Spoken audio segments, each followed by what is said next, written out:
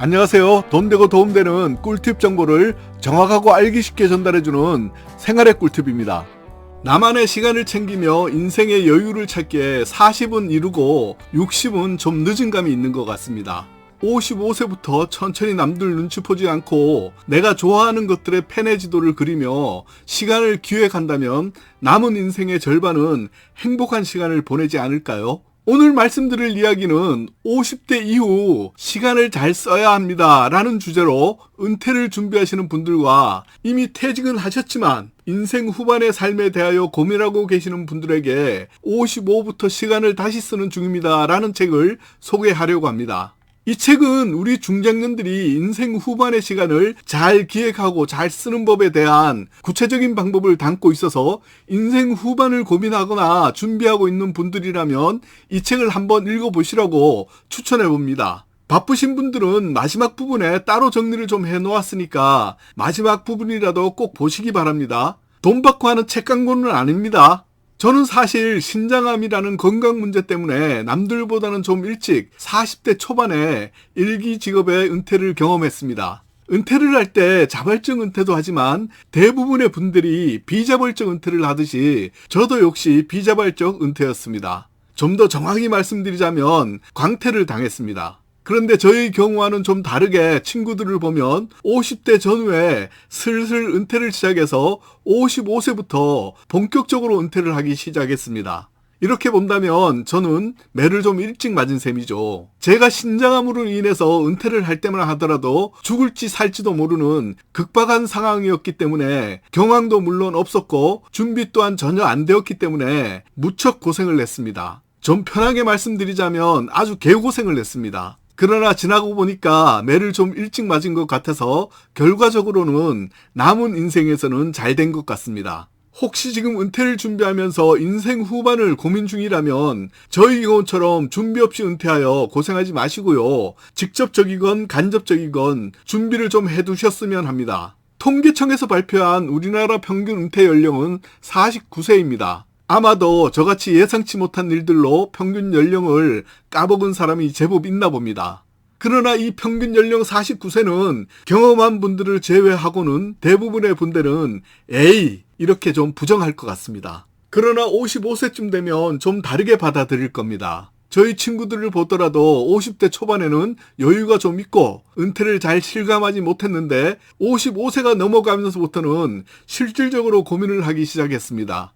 이제 피부에 와 닿는 거죠. 가끔 한잔하려고 모일 때에는 너 요즘 어떻게 지내? 라고 인사차 질문을 하는데 그때의 대답은 나 요즘 진급했어. 나 어디 회사 전무야. 이사야. 부사장이야. 나 요번에 사장 진급했어. 등 자신있게 말하다가도 술이 얼큰해지면서 모임이 끝날 때쯤 되면 은퇴 후 노후 걱정에 대한 얘기를 많이 합니다. 55세부터 시간을 다시 쓰는 중입니다. 이 책 저자 사이토 다카시 교수는 이렇게 말합니다. 돈을 모을 수 있어도 시간은 모아둘 수 없는 법이다. 인생 후반기에 건강도 돈을 버는 것도 무척 중요합니다만 시간을 잘 기획하는 것도 정말 중요한 것 같습니다. 인생 후반기에 시간관리 소홀히 해서 은퇴 후 매일 등산만 다니실 겁니까? 50대라고 하면 젊은이라고 말하기도 그렇고 그렇다고 나이 많은 사람이라고 하기도 그렇습니다. 그런 만큼 정체 속에 더 혼란이 가중될 수 있습니다. 젊어서는 먹고 사는 일에만 몰두하느라 한눈 팔 정신도 없이 살아왔는데 어느새 정신을 차리고 보니까 인생의 반환점에 왔다는 사실을 깨닫게 됩니다. 그러나 많은 분들이 돈 없는 노후에 대해서는 많이 생각을 해두지만 붙잡아 둘 수도 없는 시간에 대해서는 미처 생각하지 못하고 있는 것 같습니다. 한국의 자살률은 OECD 국가 중 1위의 불명예를 안고 있습니다. 그런데 세계적인 자살률을 살펴보면 노인의 자살률이 높고 특히 여성에 비해 남성의 자살 비율이 높습니다. 그 이유는 경제적인 어려움 등 여러 가지가 있겠지만 은퇴 후 찾아오는 존재감 상실에서 오는 우울증과 유대감 단절에서 오는 외로움 등이 원인이 된다고 합니다. 우리나라의 어느 산에 올라가던 중년 남성들이 많이 보이는 이유가 아닐까 생각합니다. 물론 등산은 건강도 관리하고 친목을 도모하기 위한 중년들의 최고의 여가 활동이기는 합니다만 매일같이 등산만 하면서 인생 후반을 보낼 수는 없잖아요. 제가 읽어본 중년을 위한 시간관리 책 중에서 55부터 시간을 다시 쓰는 중입니다 라는 책에서는 지금의 나를 객관적으로 보고 의미 있게 시간을 보내는 방법에 대해서 알려주고 있습니다. 저는 이 책을 읽고 나서 저만의 방식으로 응용해서 인생 후반은 지금보다는 좀 더 의미 있고 나만의 시간도 좀 보내야겠다고 결심했습니다.